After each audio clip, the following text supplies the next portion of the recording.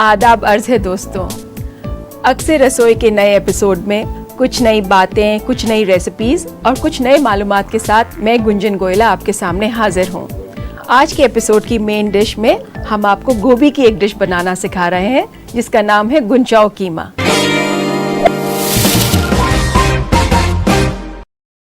तो शुरू करते हैं। सबसे पहले एक पैन में हम थोड़ा सा तेल गरम करेंगे।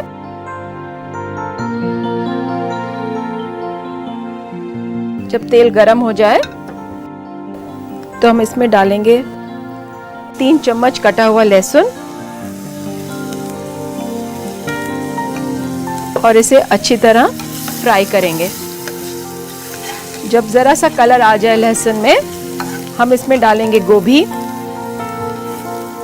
दोस्तों, गोभी को काटते वक्त आप देख लें कि इसमें कीड़ा ना हो और इसको छोटे छोटे फूल काटेंगे आप। मैं इसमें गोभी डाल रही हूँ।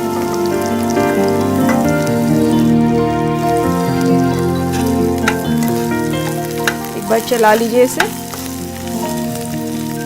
अब हम इसमें डालेंगे 1/4 चम्मच हल्दी,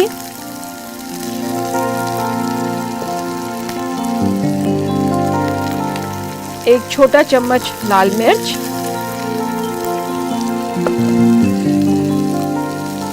नमक हस्बे जायका और एक बार फिर चला लीजिए इसे। जब अच्छी तरह भुन जाए, हल्का सा पानी डाल दीजिए, कोई 1/8 कप। आपको सिर्फ इसमें गलाना है पानी से।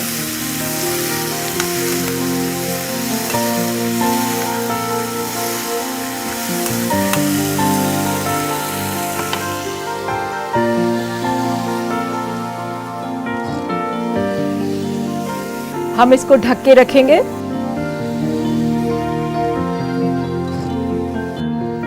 ये तकरीबन हमारी गोभी हो गई है। आप देखेंगे ज़्यादा वक्त नहीं लगा। सीजन की गोभी बहुत जल्दी गल जाती है। इसे मैं बंद कर रही हूँ और अब हम तैयारी करते हैं अपने सेकंड स्टेप की।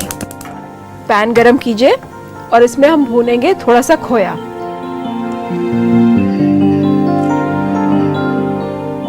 खोया लेके इसे हम हल्की आंच पे भूनेंगे क्योंकि खोया बहुत जल्दी ब्राउन हो जाता है और हमें सिर्फ इसका कलर चेंज करना है गुंचाओ कीमा के लिए।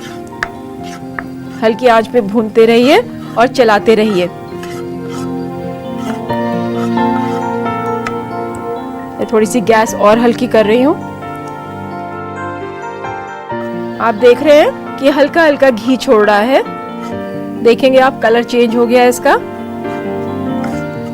ये ऑलमोस्ट रेडी है। इसको मैं निकाले लेती हूँ। इसको एक बोल में मैं निकाल रही हूँ।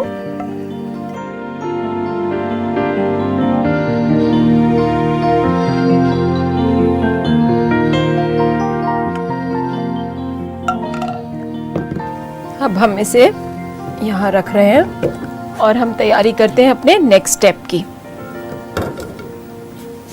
इसमें डालेंगे हम मक्खन। 25-30 ग्राम मक्खन ले लीजिए। मक्खन अगर आपके पास घर का बना वाइट बटर हो तो आप वो भी इस्तेमाल कर सकते हैं। ये मक्खन गरम हो गया है। मैं इसमें डालती हूँ टमाटोज। हल्का सा सौते करना है हमें।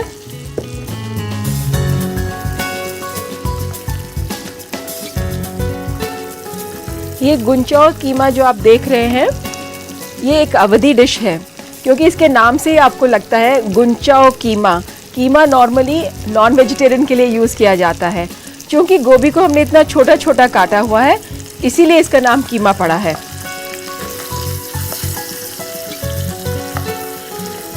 आप ये याद रखें, अगर आप जब भी टमेटोज या कोई वेजिटेबल सौते करते हैं तो इसका टेम्परेचर हाई होना चाहिए। गैस फुल पे रखें। ये हम टमाटर को गलाना नहीं है, सिर्फ उसको एक सॉफ्टनिंग इफेक्ट देना है। तो अब ये टमाटर सॉफ्ट हो गया है। इसमें मैं डाल रही हूँ शिमला मिर्च। बस हल्का सा सौते करें इसे।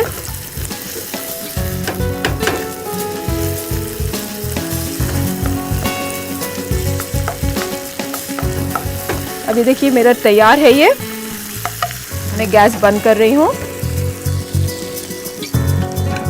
इसमें मिलाते हैं भुना हुआ खोया।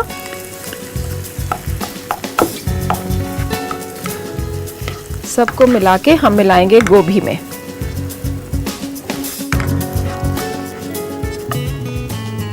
गोभी का पैन हटा के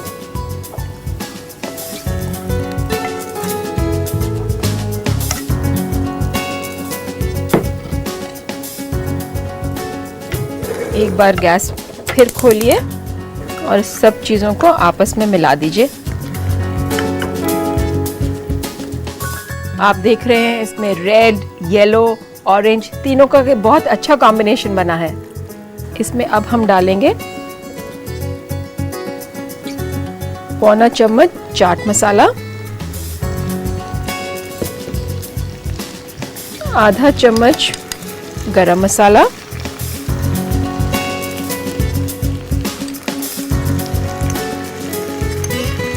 चार चम्मच या 5 छोटे टीस्पून टोमेटो केचप,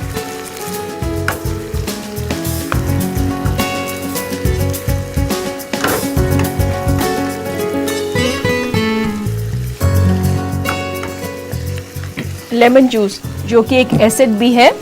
अगर हम लेमन जूस अब डालेंगे तो आप ये देखेंगे कि हमारी सब्जी और पकेगी नहीं। इसमें हमने ये खटास के लिए लेमन जूस डाला। गार्निशिंग के लिए या आप चाहें तो वैसे ये कटा हुआ अदरक,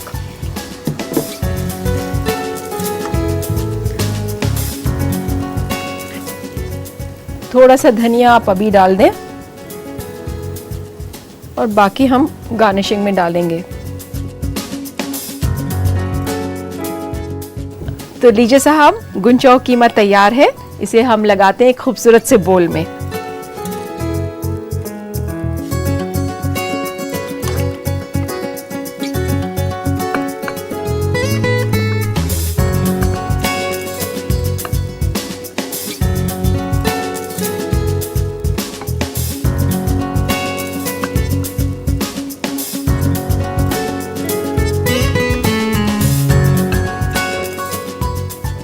अगर आप चाहें तो ऊपर से थोड़ी सी गार्निशिंग करें, थोड़ा सा धनिया,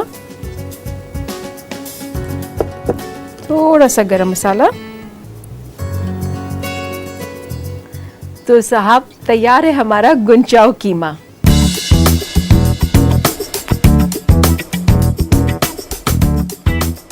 तो आइए एक बार दोबारा बता दें आपको गुंचाओ कीमा बनाने की तरकीब। गुंचाओ कीमा बनाने के लिए हमें चाहिए 600 ग्राम फूल गोभी, 25 से 30 ग्राम मक्खन, 30 ग्राम कटा हुआ शिमला मिर्च, 1/3 छोटा चम्मच चाट मसाला, 1 छोटा चम्मच मिर्च पाउडर, 15 ml खाना पकाने का तेल, 1 छोटा चम्मच कटा हुआ हरा धनिया, 3 छोटा चम्मच कटा हुआ लहसुन, 1 छोटा चम्मच कटा हुआ अदरक, 1 अदद नींबू का रस, आधा छोटा चम्मच गरम मसाला, 60 ग्राम खोया, नमक हस्बे जायका, 5 छोटे चम्मच टोमेटो केचप, 2 बड़ा चम्मच कटा हुआ टमाटर और 1/4 छोटा चम्मच हल्दी पाउडर। सबसे पहले एक पैन में तेल गरम करें और लहसुन डालकर फ्राई कर लें। फिर डालें गोभी, हल्दी, लाल मिर्च, नमक और इन सब को मिला लें। जब गोभी अच्छी तरह भुन जाए तो थोड़ा सा पानी डालकर रख दें पकने के लिए। पैन गरम करें, खोया डालकर भून लें और एक बोल में निकाल लें। फिर से पैन गरम करें, इसमें मक्खन डालकर पिघला लें और इसमें मिलाएं कटा हुआ टमाटर। टमाटर नरम होने पर इसमें डालें शिमला मिर्च, भुना हुआ खोया और अच्छी तरह चलाकर इसे गोभी में मिला दें। गोभी में चाट मसाला, गरम मसाला, टोमेटो केचप, नींबू का रस, कटा हुआ अदरक और थोड़ा सा हरा धनिया डालकर चलाएं। हरा धनिया और गरम मसाले से गार्निश करें। तैयार है आपका गुंचाओ कीमा।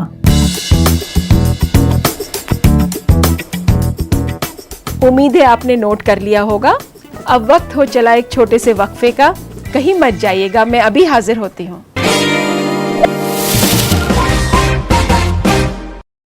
इस छोटे से वक्फे के बाद अक्सर रसोई में मैं गुंजन गोयला आप सभी का इस्तकबाल करती हूँ। आइए देखते हैं इन दिनों फूड ट्रेंड्स में क्या चल रहा है।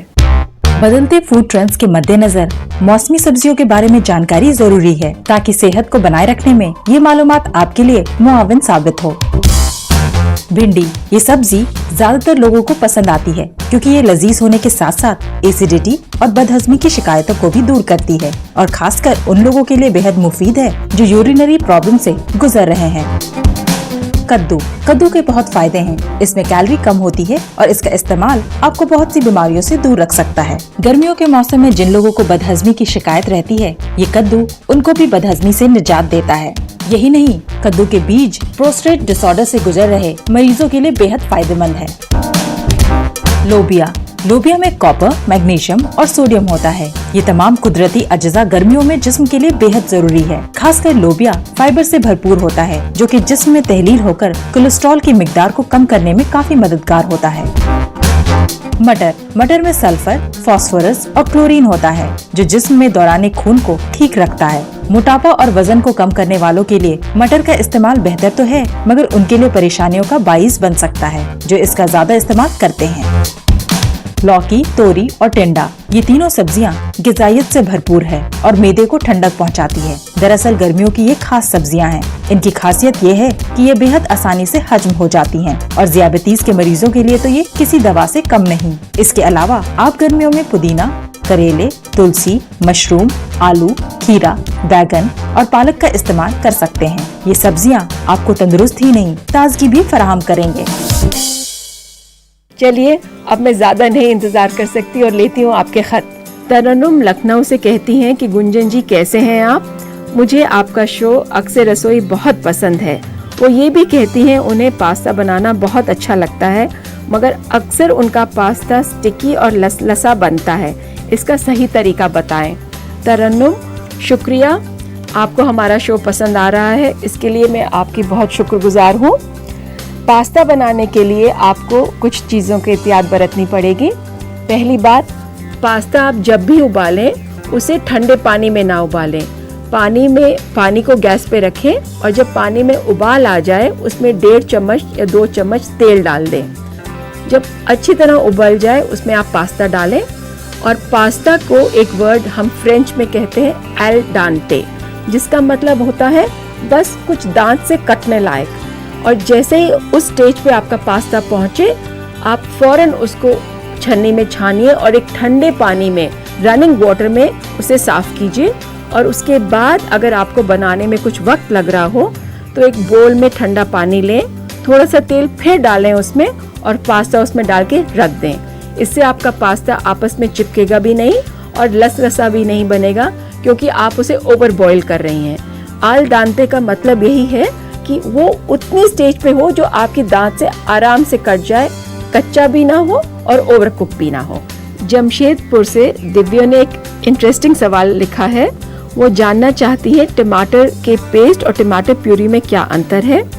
दिव्या, इस सवाल का जवाब बहुत सिंपल है। टोमेटो पेस्ट यानी कॉन्सेंट्रेटेड फॉर्म होता है और टोमेटो प्यूरी जब आप किसी मिक्सी या ब्लेंडर में चलाती हैं तो उसे हम टोमेटो प्यूरी कहते हैं।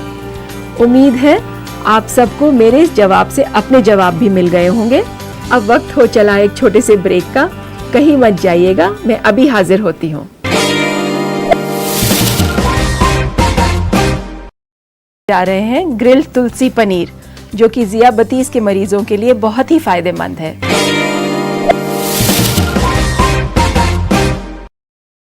इसके लिए सबसे पहले हम एक बोल में दही जो हमने लटकाया हुआ था 4 से 5 टीस्पून या 2.5 टेबलस्पून लेंगे। अगर आप ये लगभग 400 ग्राम पनीर है, उसके हिसाब से मैं आपको ये रेसिपी बता रही हूँ। इसमें 2 या 3 चम्मच बेसन या कुटा हुआ चना, 3 चम्मच कुटा हुआ लहसुन, नमक हस्बे जायका, मैंने इसमें 1.25 चम्मच डाला है, और ये 1 बड़ा चम्मच चाट मसाला। इस सबको अच्छी तरह मिलाएं।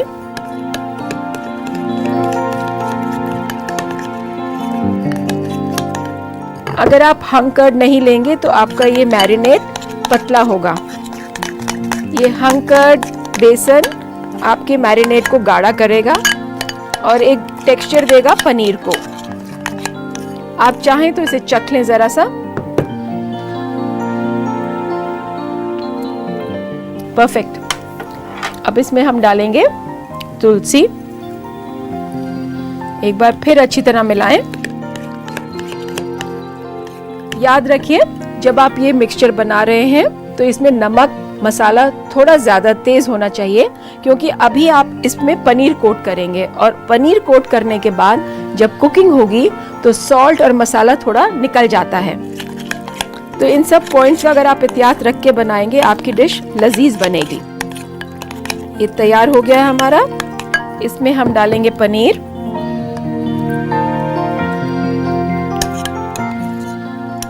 और इसे इसमें लपेट के अंदाजन आधा से पौना घंटा मैरिनेट के लिए छोड़ देंगे।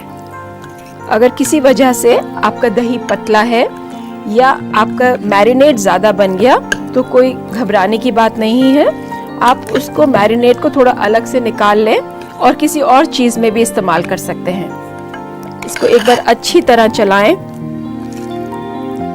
इसको दोस्तों हम लगभग आधा घंटा से पौना घंटा मैरिनेट के लिए छोड़ेंगे।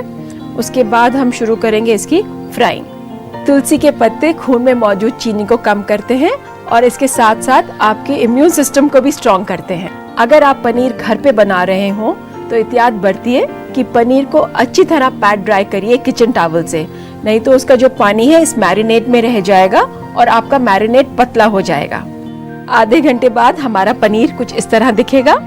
अब हम इसे पैन में पकाएंगे। अगर आप चाहें तो आप इसे ग्रिल कर सकते हैं, ओवन में भी पका सकते हैं। पैन फ्राइंग के लिए आप एक पैन गरम कीजिए, थोड़ा सा कुकिंग ऑयल डालिए,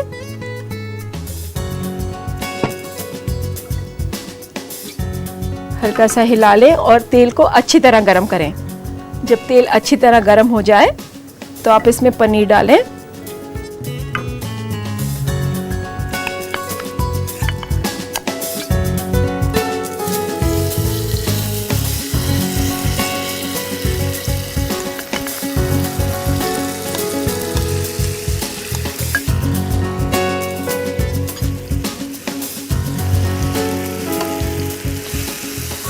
दोस्तों, अगर आप चाहें तो आप इस कुकिंग की बजाय आप इसे ओवन में भी कुक कर सकते हैं, ग्रिल पे भी कर सकते हैं और आप चाहें तो माइक्रोवेव में भी हो जाएगा। इसे छोड़ दें 5-7 मिनट के लिए ताकि इस पे एक कलर कोटिंग आ जाए। इसे एक बार हल्के से पलट दें। एहतियात रखिए पनीर ना टूटे।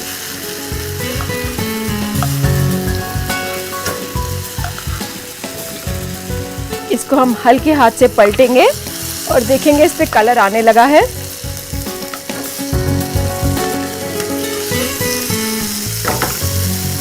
शाम के वक्त के लिए एक बहुत अच्छा स्नैक है ये, और हेल्दी स्नैक, क्योंकि आप तुलसी खा रहे हैं, पनीर भी है। बच्चों के लिए तो बहुत ही अच्छा स्नैक रहेगा आपको। जैसा कि आप देखेंगे कि इसमें कलर आ रहा है और ये कलर बिल्कुल वैसा है जैसे कि आप चारकोल पे कुक करेंगे। अगर आप इसे लाइट कलर रखना चाहें तो थोड़ी धीमी गैस पे रखें।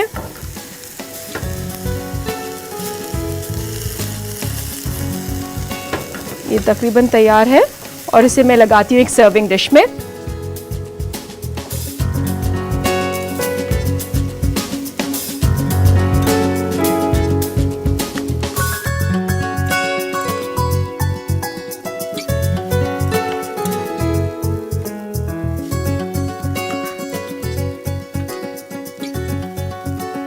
तो लीजिए, तैयार है हमारा ग्रिल्ड तुलसी पनीर। अगर आप चाहें तो इसे लेमन वेजेस के साथ डेकोरेट कर सकते हैं। मैंने कुछ काट के रखे हुए हैं, आप यहाँ इसको साइड से इस तरह डेकोरेट करें। तो लीजिए, तैयार है हमारा ग्रिल्ड तुलसी पनीर।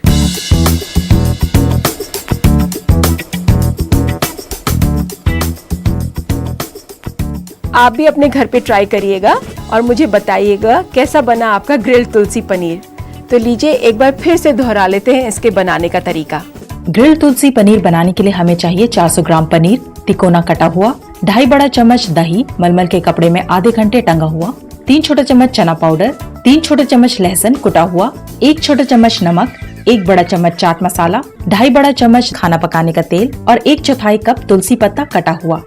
सबसे पहले एक बोल में दही, चना पाउडर, कुटा हुआ लहसुन, नमक, चाट मसाला और तुलसी डालकर मिलाएं। फिर पनीर डालकर इसे आधे घंटे मैरिनेट के लिए छोड़ दें। एक पैन में तेल गरम करके पनीर डालें, इसे 5 से 7 मिनट तक फ्राई करें। इसे सर्विंग डिश में निकालें और लेमन स्लाइस लगाकर सर्व करें। तैयार है आपका ग्रिल्ड तुलसी पनीर।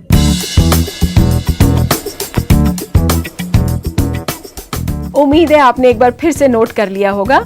आज के लिए बस इतना ही। फिर मिलूंगी आपसे नई रेसिपीज के साथ। खुदा हाफिज।